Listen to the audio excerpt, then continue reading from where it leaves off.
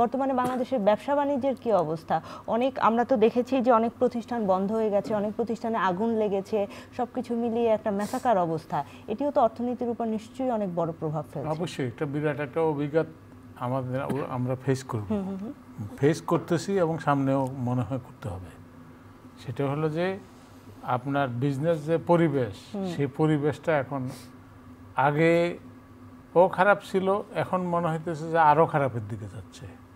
আমরা এর পরিণাম কি, আমরা কি সোমালিয়া হব নাকি মালয়েশিয়া হব? যে পরিমাণে শ্রমিক অসন্তোষ চতুর্দিকে চলছে, সেইটার কারণে আপনার আমাদের যে জাতীয় উৎপাদন কমতির দিকে যাওয়ার সম্ভাবনা আছে। এই কারণে কলকারখানাগুলো যদি না চলে তাহলে আপনার এক্সপোর্টে আমার ঘাটতি পড়বে, তারপরে জিডিপিতে ঘাটতি পড়বে, ডাউনের দিকে যাবে।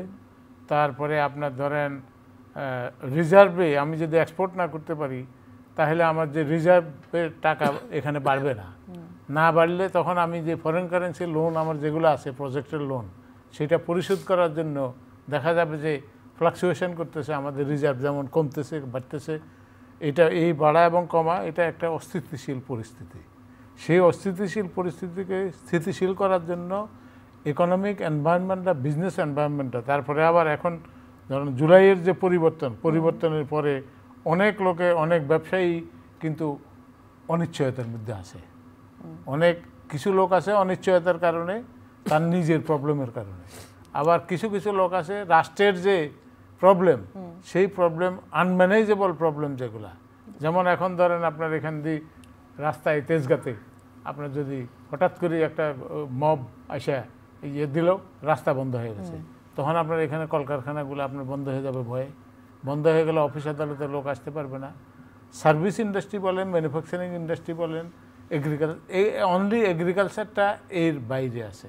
আদারওয়াইজ এগ্রিকালচারও ইফেক্ট এক্সপোর্টের ক্ষেত্রে সেখানে আপনার প্রবলেম দেখা দিবে। এবং সেই ক্ষেত্রে যদি সঠিক একটা এনভায়রনমেন্ট, বিজনেস এনভায়রনমেন্ট না থাকে তাহলে কিন্তু আপনার এটা ক্ষতিগ্রস্ত হবে। এবং গার্মেন্টস ইন্ডাস্ট্রিতে যদি আপনার মারামারি হয়, এখনকার তো ডিজিটাল দেশে ওরা স্যাটেলাইট দিয়ে বাংলাদেশে কি ঘটনা ঘটতেছে দেখে, নিজে ফিজিক্যালি আসার দরকার নেই।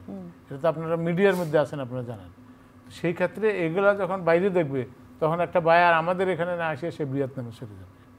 আমাদের এক্সপোর্টের কিন্তু এখন ঘাটতির দিকে নামতেছে, নিচের দিকে নামতেছে। এইটাকে এনশিওর করার জন্য সঠিক ল অ্যান্ড অর্ডার, আইন শৃঙ্খলা পরিস্থিতিটার উন্নতি হওয়া দরকার সবচেয়ে বেশি।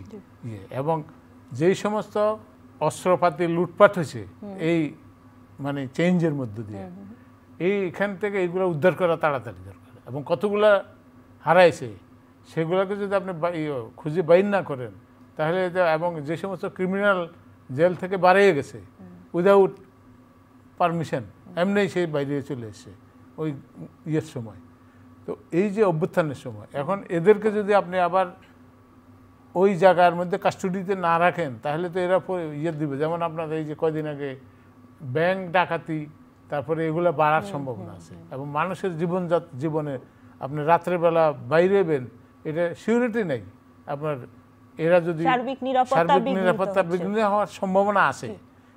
এখনও হয়তো ওইভাবে শুরু হয় নাই, কিন্তু এখনও যে তারা ধৈর্য ধরে আছে, ওদেরকে যদি আপনি কাস্টডিতে না নেন, এইগুলা যদি রিকভার না করেন তাহলে কিন্তু বিপদ সামনের দিকে বাড়বে, কমবে না। তো সেই ক্ষেত্রে আপনার এগুলাকে এনশিওর করার জন্য আপনার আমাদের স্বরাষ্ট্র মন্ত্রণালয় দায়িত্বে যিনি আছেন অ্যাডভাইজার, ওনাকে আরও কিন্তু শক্ত হতে হবে।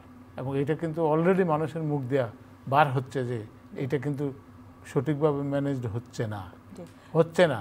ইন্ডাস্ট্রিয়াল প্রোডাক্ট যদি না থাকে, সার্ভিস ইন্ডাস্ট্রি যদি না চলে। আপনি বলতে চাচ্ছেন রাজনৈতিক পরিস্থিতি ঠিক না হলে, আইন শৃঙ্খলা পরিস্থিতি ঠিক না হলে বাংলাদেশের অর্থনীতির উপর সেটি আঘাত পড়বে। জি, আমি ফিরবো আপনার কাছে।